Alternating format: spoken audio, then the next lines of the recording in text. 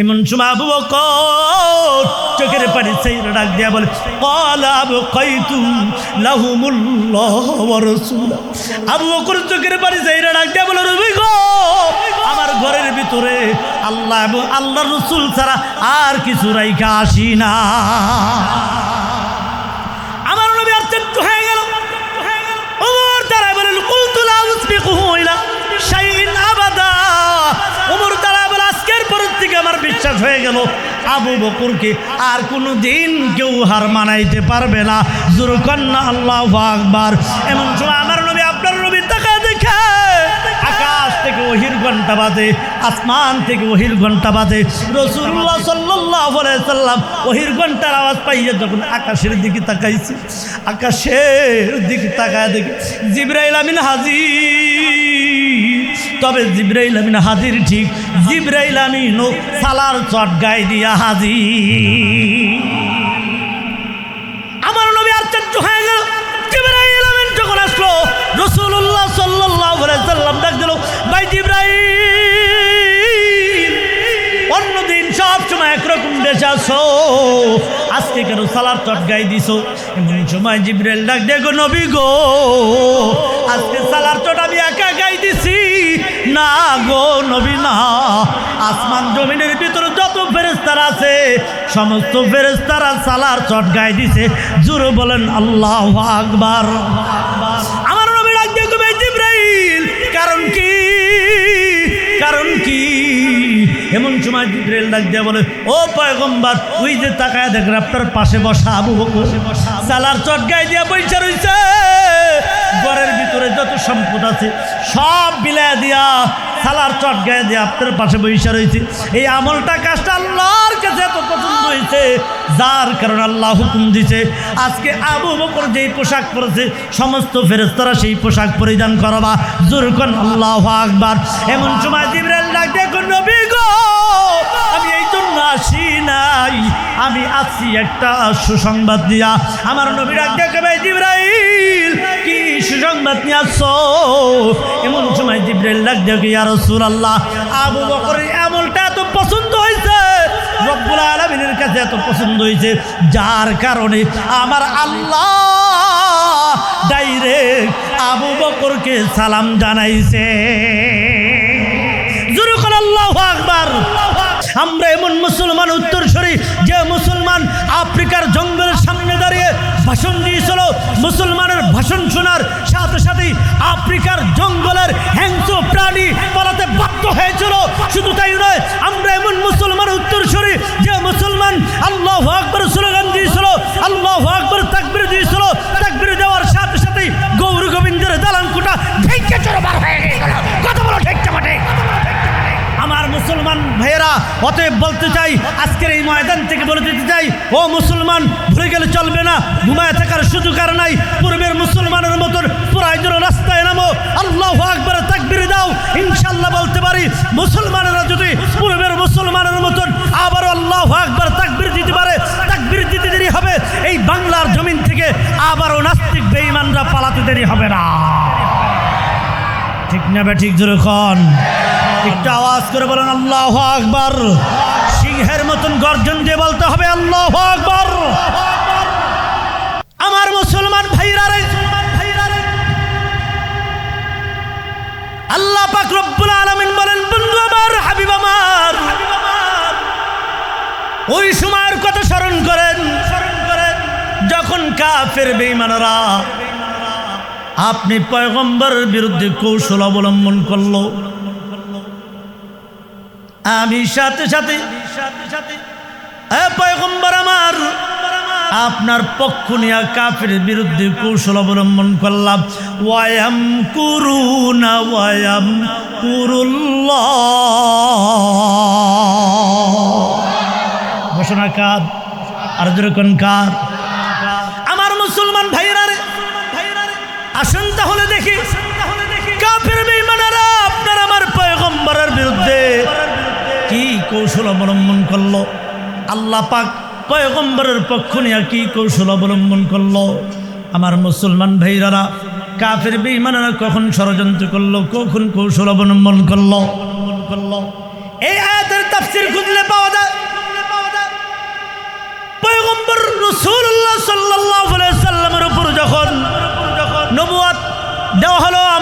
আমার পয়গম্বরকে নবুয়ত দান করা হলো, নবুয়ত দেওয়া হলো। নবীজি যখন নবুয়ত প্রাপ্ত হয়ে গেল, পয়গম্বর নবুয়ত প্রাপ্ত হওয়ার পরে মক্কার জমিনে কাফির বেঈমানের ভিতরে দাওয়াত দিতে লাগলো, লা ইলাহা ইল্লাল্লাহু মুহাম্মাদুর রাসূলুল্লাহ সাল্লাল্লাহু আলাইহি ওয়াসাল্লাম। আমার মুসলমান ভাইরা রে, আপনার আমার পয়গম্বর যখন কালেমার দাওয়াত দিতে লাগলো,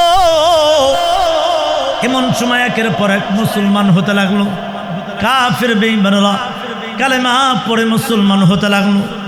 মুসলমান হতে হতে এক পর্যায়ে যখন কিছু মুসলমান হয়ে গেল, মক্কার জমিনে বড় বড় লিডার যারা কাফির বেঈমান যারা, ওদের মাথা নষ্ট হয়ে গেল।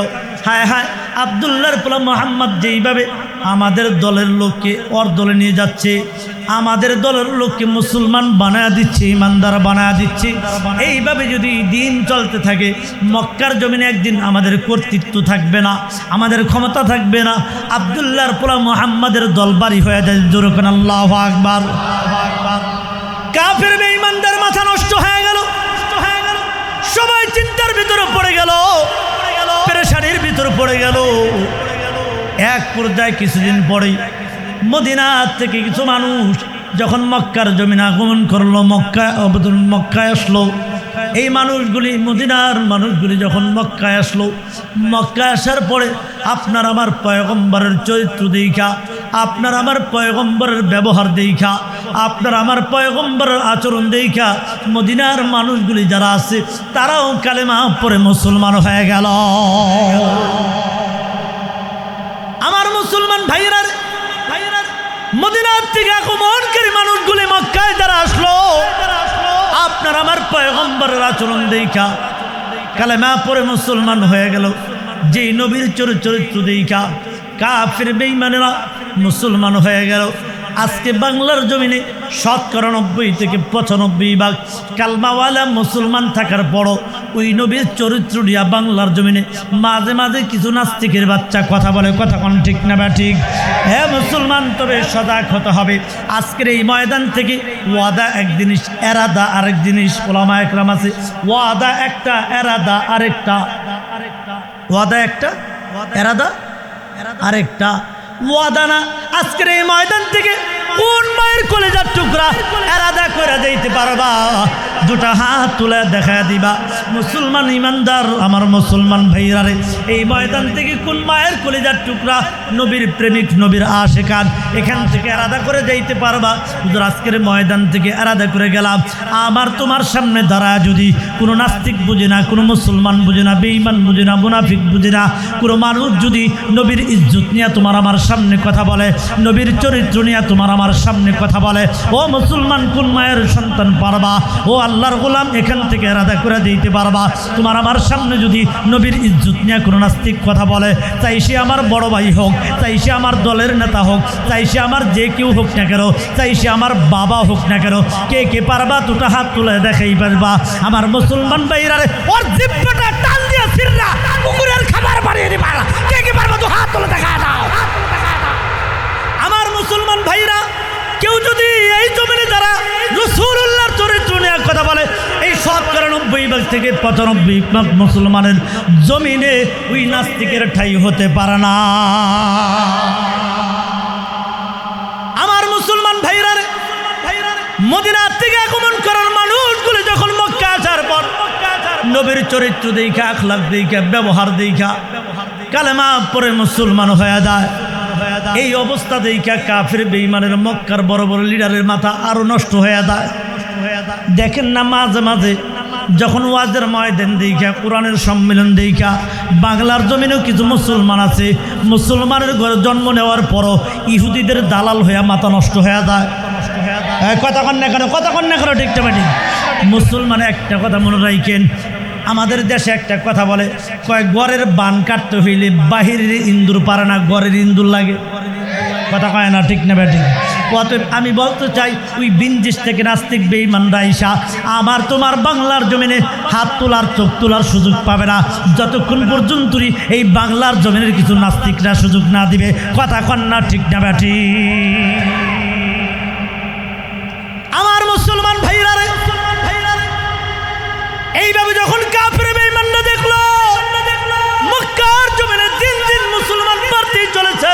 জোরে করে আল্লাহু আকবার।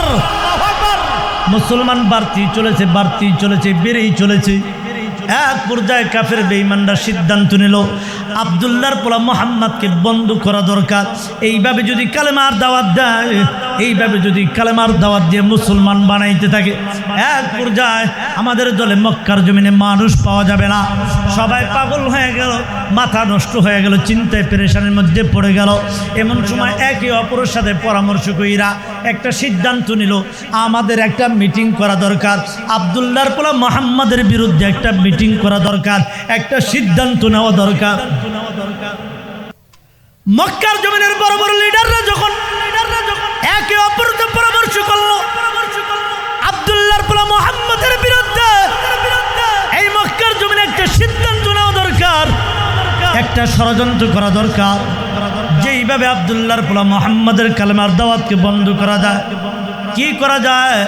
তাহলে একটা পরামর্শ সভা ডাকা হোক, যেই সবার ভিতরে বড় বড় কাফের বেঈমানরা থাকবে, বড় বড় কাফের বেঈমানরা থাকবে, বড় বড় লিডাররা থাকবে। আমার মুসলমান ভাইরারে আমার, অতএব সকলের পরামর্শ নিয়ে একটা মিটিং ডাকা হলো। যেই মিটিংটা হলো আপনার আমার পয়গম্বরের বিরুদ্ধে, নাউজুবিল্লাহ খঞ্জুরে। যেই মিটিংটা ডাকা হয়েছে আপনার আমার পয়গম্বরের বিরুদ্ধে, আপনার আমার পয়গম্বরের বিরুদ্ধে সিদ্ধান্ত নেওয়ার জন্য।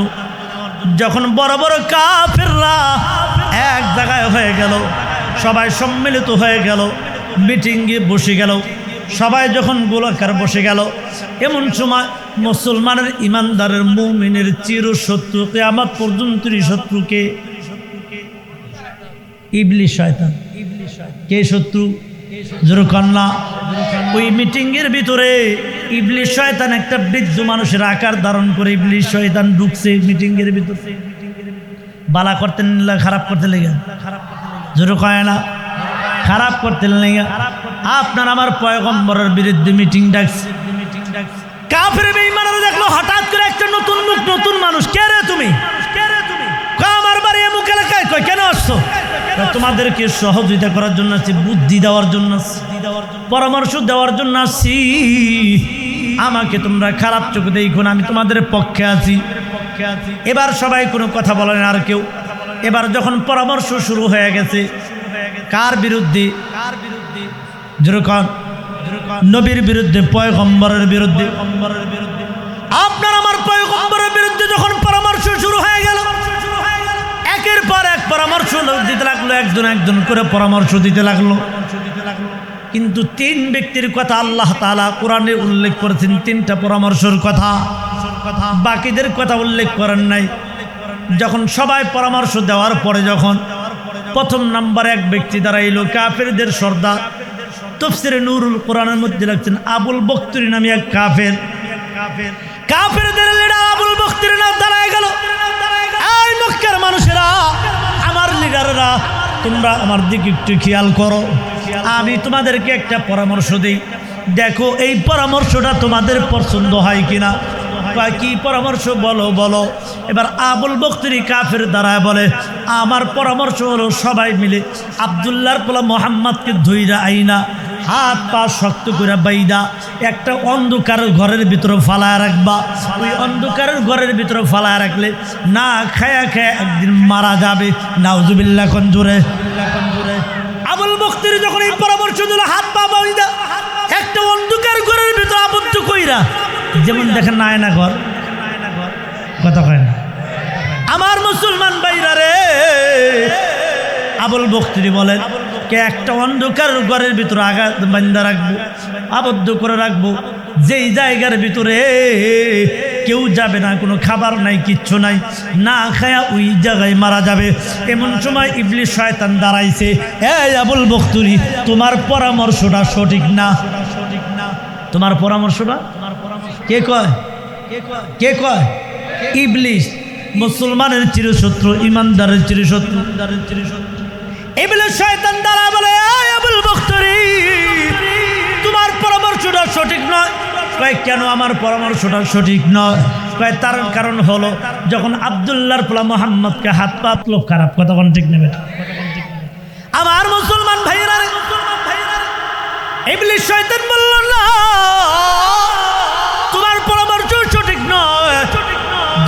গেল গা লিউসবিতুকা আও ইখরিজুকা, দুইটা পরামর্শ দিল। এবার কাফেরদের লিডার সবচেয়ে বড় লিডার আবু জাহেল দাঁড়াইছে। কে দাঁড়াইছে? আবু জাহেল দাঁড়ায় গেছে। আবু জাহেল দাঁড়ায় মক্কার মানুষরা রে, আমার দলের সর্দার লিডাররা রে, আমি একটা পরামর্শ দিই, দেখেন আপনাদের কাছে কেমন মনে হয়, পরামর্শটা পছন্দ হয় কিনা। আবু জাহেল দাঁড়ায় গেছে ইসলামের, ও আমার মুসলমান ভাইরা রে, আবু জাহেল যখন দাঁড়ায় বলছে দেখেন আমার পরামর্শটা পছন্দ হয় কিনা। কি পরামর্শ? আজকে আমরা একটা কাজ করব, এই মক্কার ভিতরে যতগুলি পদবী গোষ্ঠী আছে, গোষ্ঠী বুঝুন, গ্রামের ভিতর কি থাকে, মাঝি মাদ্দর ব্যাপারী বংশ, বিভিন্ন বংশ থাকে না, পদবী আপনাদের কি বলে, গোষ্ঠী না পদবী, বংশ, বিভিন্ন বংশ থাকে। হ্যাঁ, আবু জাহেল দ্বারা বলে এই মক্কার জমিনের যতগুলো গোষ্ঠী বংশ আছে প্রত্যেক বংশ থেকে একজন করে মানুষ নেওয়া হবে। একজন করে মানুষ নিয়ে সমস্ত বংশের মানুষগুলি এক জায়গায় হইয়া আব্দুল্লাহর পোলা মুহাম্মাদের উপরে আজকে আক্রমণ করব। এমন আক্রমণ করব, তাকে আক্রমণ করে সাথে সাথে কতল করে হত্যা করে দুনিয়ার জমিন থেকে বিদায় করে দিব। জুরকান্না নাউজুবিল্লাহ। আবু জাহেল দ্বারা যখন এই পরামর্শটা দিল, অর্থাৎ আব্দুল্লাহর পোলা মুহাম্মদকে হত্যা করে দুনিয়ার জমিন থেকে বিদায় করে দাও, দুনিয়ার জমিন থেকে আজকে বিদায় করে দেওয়া হবে। ইবলিস শয়তান দ্বারা কয় হ তোমার পরামর্শটা সঠিক। নাউজুবিল্লাহ কইতেন না জোরে? কয় তোমার পরামর্শটা সঠিক, তার কারণ হলো মেরে ফেলা হলে আর কোনো মানুষ থাকবে না, কালেমার দাওয়াত দেওয়ার মতন মুসলমান হতে পারবে না, তোমারটাই সঠিক, এটাই করা হোক। সবাই যখন পরামর্শ সিদ্ধান্ত এক হয়ে গেল, আজকে রাত্রি হত্যা করা হবে, আজকে রাত্রি দুনিয়ার জমিন থেকে বিদায় করে দেওয়া হবে। আল্লাহ তাআলা বলেন ওয়া ইয ইয়ামকুরু বিকাল্লাযীনা কাফারু লিয়ুসবিতুকা আও ইয়াকতুলুকা আও ইউখরিজুক ওয়া ইয়ামকুরুনা ওয়া ইয়ামকুরুল্লাহ ওয়াল্লাহু খায়রুল মাকিরিন।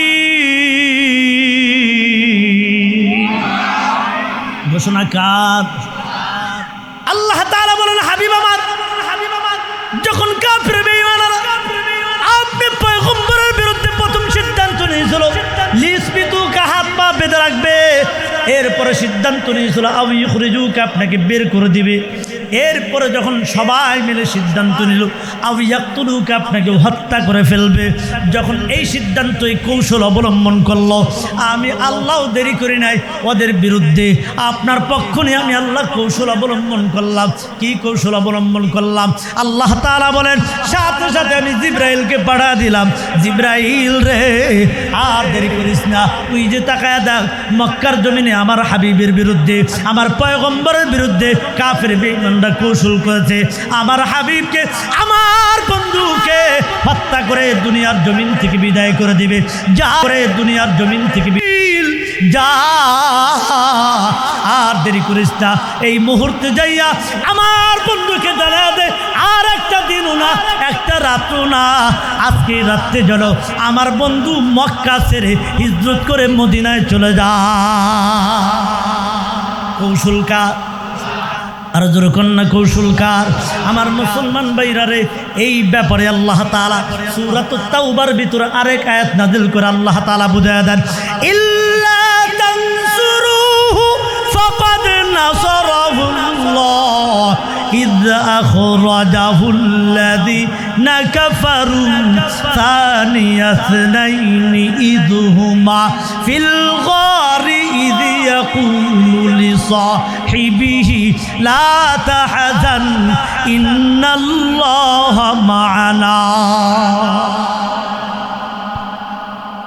আমার মুসলমান ভাইরা রে, গত কয়েকদিন আগে এই আয়াতটার তাফসীর যখন আমি পড়তেছিলাম, ইল্লা তানসুরুহু, আল্লাহ তাআলা বলেন তবে তোমরা যদি আমার পয়গম্বরের সাহায্য না করো।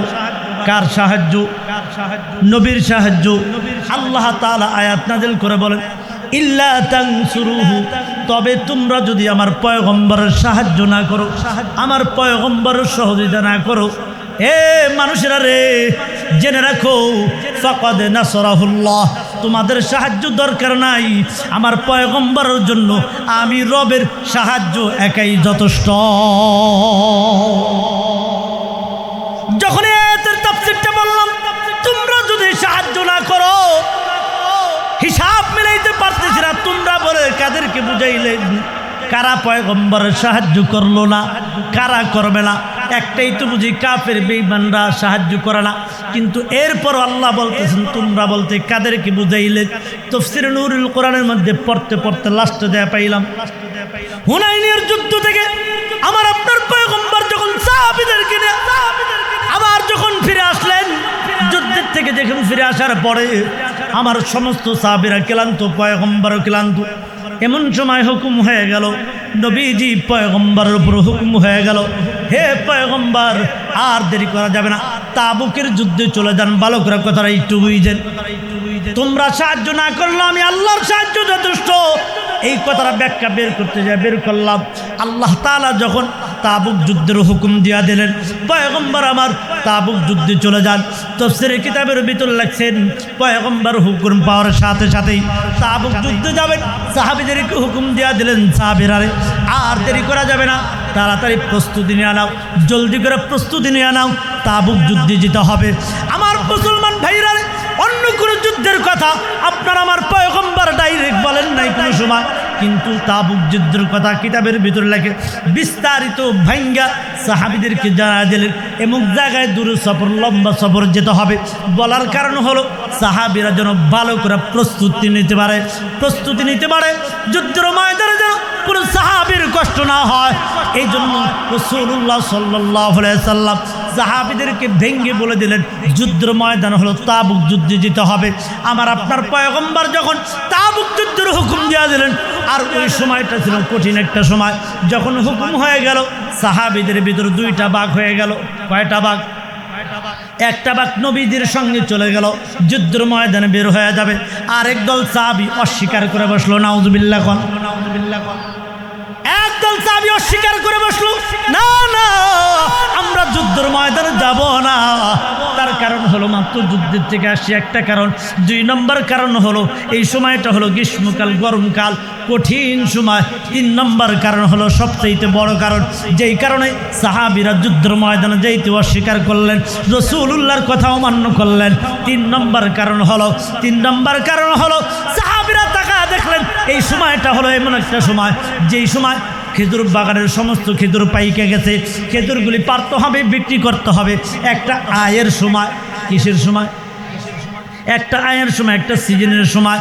এমন এই দিক তাকায়া কিছু সাহাবীরা রাসূলুল্লাহর কথা অমান্য করলেন, দুনিয়া লোভী হয়ে গেলেন। খেজুর পারতে হবে, খেজুর বিক্রি করতে হবে।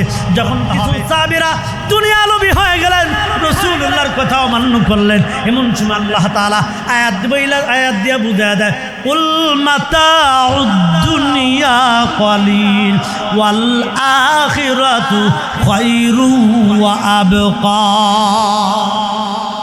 আল্লাহ তাআলা বলেন, হে দুনিয়ার মানুষ, সাহাবীরা রে, ইমানদাররা রে, তোমরা রাসূলুল্লাহর কথা অমান্য করে যেই দুনিয়ার জন্য পাগল হয়ে গেল, আমি আল্লাহ তোমাদেরকে বুঝাইয়া দিলাম, ভালো করে শোনো। যেই দুনিয়ার জন্য আখিরাত হারাইলা, যেই দুনিয়ার জন্য রাসূলুল্লাহর কথা অমান্য করলা, তোমাদেরকে আমি রব্বুল আলামিন জানাইয়া দিলাম, ভালো করে শোনো। আমি রবের কাছে, আমি আল্লাহ পাকের কাছে যে আখিরাত হারাইলা, এই আখিরাতের তুলনায় যদি তামাম পৃথিবীটার মূল্য যদি আমি রবের কাছে যদি একটা মাছির দানা পরিমাণ হতো, আমি রবের কাছে মূল্য থাকতো আখিরাতের তুলনায় তামাম পৃথিবীটার মূল্য যদি আমি রবের কাছে একটা মাছির পরিমাণ, দানার পরিমাণ মূল্য থাকতো, তাহলে পৃথিবীর জমিনে, দুনিয়ার জমিনে আমি আল্লাহ একটা নাস্তিক বেঈমান কাফেরদেরকে এক ঢোক পানিও পান করাইতাম না। তার মানে আল্লাহ বুঝা যায়, এই ইমানদাররা, আখিরাতকে হারাইলা যেই দুনিয়ার জন্য, রাসূলুল্লাহর কথা অমান্য করলা যেই দুনিয়ার জন্য, এই দুনিয়ার মূল্য আমি রবের কাছে একটা মাছির দানা পরিমাণ। তাহলে আমরা কোন দুনিয়ার জন্য পাগল? আখিরাতের তুলনায় যেই দুনিয়ার জন্য কোনো মূল্য নাই। আমার মুসলমান ভাইরা, এরপরে সংক্ষিপ্তভাবে শেষ করে দিচ্ছি। আমার মুসলমান ভাইরা, রাসূলুল্লাহ সাল্লাল্লাহু আলাইহি সাল্লাম যখন এই তাবুক যুদ্ধের মধ্যে যখন হুকুম দিয়ে দিলেন তাবুক যুদ্ধে যেতে হবে, হে মুসলমান ভাইরা, রাসূলুল্লাহ সাল্লাল্লাহু আলাইহি সাল্লাম বলেন, আমার না রাসূলুল্লাহ সাল্লাল্লাহু আলাইহি ওয়াসাল্লাম আন্না তাসাদদাকা ফাওয়াফাকা যালিকা ইনদি মালা। আল্লাহু আকবার কতরে, আন্না তাসাদদাকা ফাওয়াফাকা যালিকা ইনদি মালা। রাসূলুল্লাহ সাল্লাল্লাহু আলাইহি সাল্লাম বললেন, সাহাবীরা রে, যুদ্ধের ময়দানে যেতে হবে তাবুক যুদ্ধে। তোমাদের কাছে কার কাছে কি মাল আছে? যার যার সামর্থ্য অনুযায়ী কিছু মাল আমি রাসূলুল্লাহকে ভালোবেসে, আমি রাসূলুল্লাহকে মহাব্বত করে তাবুক যুদ্ধের জন্য বিলায় দাও, দান করে দাও। রাসূলুল্লাহ সাল্লাল্লাহু আলাইহি সাল্লাম যখন এই হুকুম দিয়ে দিলেন, তোমাদের যার যার যেই পরিমাণ সামর্থ্য আছে কিছু মাল আমি রাসূলুল্লাহ দরবারে হাজির করে দাও। হুকুম করার সাথে সাথে খলিফাতুল মুসলিমিন ওমর দাঁড়ায় গেছে। ওমর দাঁড়ায় মনে মনে বলে, ফাকুলতু আল ইয়াউমা উসবিকু আবা বাকারিন ইন সাবাকতুহু ইয়াউমা। আল্লাহু আকবার কোন জোরে, রাসূলুল্লাহর সাহাবী ওমর দাঁড়ায় বলে, ওমর মনে মনে দাঁড়ায় বলে, হায় হায়, আজকে আমার জন্য একটা সুবর্ণ সুযোগ। আমি আবু বকরকে কোনোদিন হার মানাইতে পারি না, আবু বকরকে কোনোদিন পিছনে ফালাইতে পারি না। আজকে আমার জন্য একটা সুবর্ণ সুযোগ আইতে গেছে। কি সুবর্ণ সুযোগ? কয় রাসূলুল্লাহ যুদ্ধের ময়দানের জন্য দান করার জন্য বলছে। আবু বকর আজকে বেশি দান করতে পারবে না, কারণ আবু বকর হইল গরিব, আমার কাছে মাল বেশি, আমি আবু বকর চাইতে একটু বেশি ধনী, অতএব আবু বকর চাইতে আমি আজকে বেশি দান করবো। রাসূলুল্লাহর সামনে বেশি দান কইরা আমি আবু বকরকে পিছনে ফালায়া দিব। জোরকান্না আল্লাহু আকবার, আল্লাহু আকবার। এই কথা চিন্তা করে ফাকুলতু আল ইয়াউমা উসবিকু আবা বাকরিন ইন সাবাকতুহু ইয়াউমা, এই কথা মনে মনে বলে একটা দৌড় দিল ওমর বাড়ির ভিতরে। বাড়িতে যাইয়া অনেকগুলি মাল রাসূলুল্লাহর সামনে হাজির করে দিল। ইয়া রাসূলুল্লাহ, পয়গম্বর গো, এই যে এই মালগুলি আমি তাবুক যুদ্ধের জন্য বিলায় দিলাম।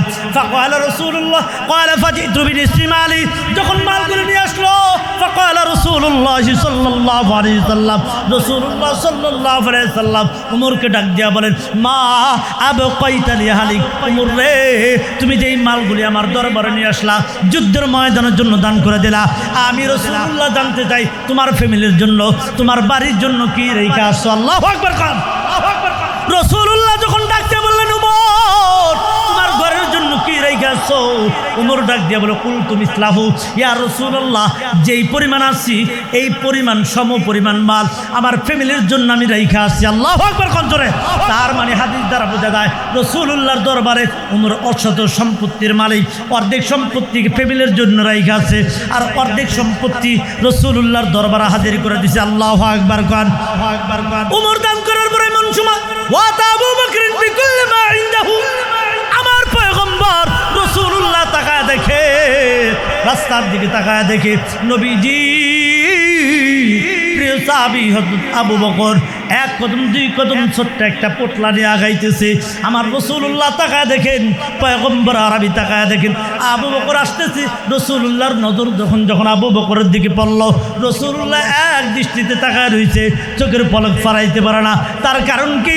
রাসূলুল্লাহ তাকায় দেখে আবু বকর প্রতিদিন রাসূলুল্লাহর দরবারে আসে, পোশাক পরিধান করে, জামা কাপড় গায়ে দিয়া। আজকে আবু বকর একটা কদম দুইটা কদম আগায়, সালার চট গায়ে দিয়া। জোরকন আল্লাহু আকবার, আকবার।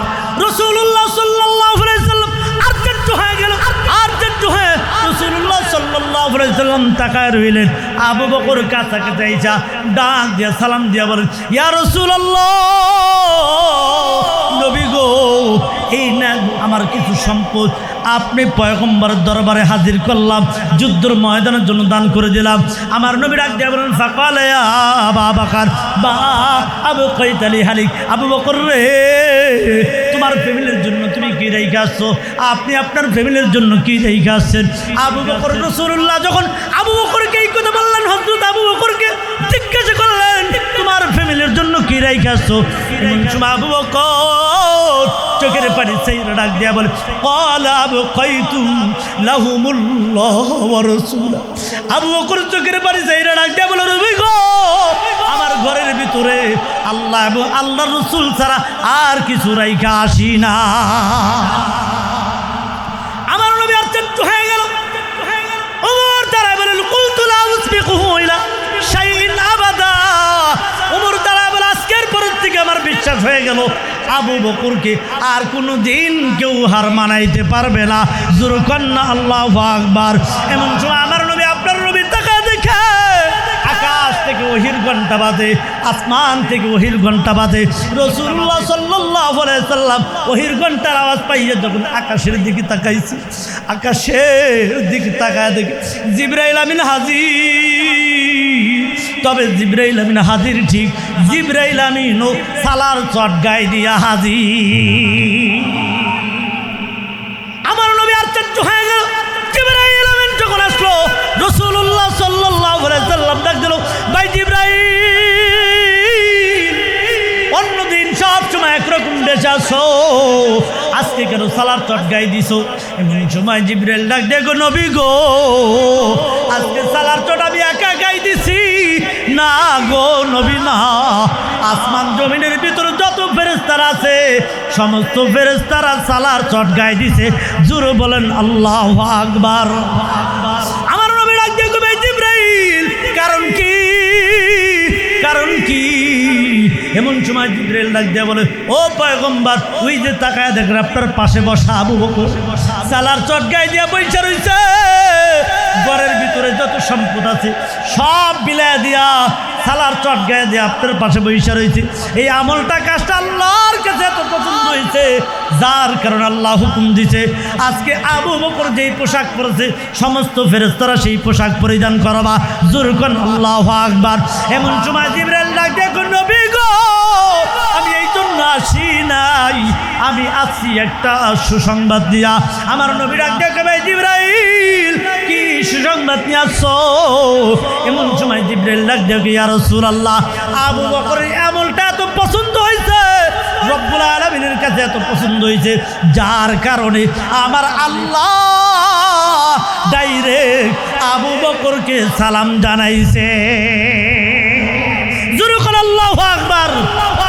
আমি আপনাদের কাছে জানতে চাই, একটা আওয়াজ দিয়ে বলবেন, আবু বকরকে যে আল্লাহ সালাম দিছে ওই আল্লাহ মরে গেছে? কথা কয় না, জোরে কয় না। সন্দেহ আছে ওই আল্লাহ মরে গেছে না আছে? না সরকারের মতন পাল্টায়? কথা কয় না, জোরে কয় না। পাল্টায় না আছে না ওই আল্লাহ থাকবে? হে মুসলমান আমার ভাইয়ারা, আল্লাহ পাক যদি আবু বকরকে সালাম জানাইতে পারে, ওমরকে সম্মান দিতে পারে, সাহাবীদেরকে সম্মান দিতে পারে, ওই আল্লাহ চাইলে তোমাকে আমাকে সম্মান দিতে পারে কি পারে না? জোরে কয় না, জোরে কয় না, পারে কি পারে না?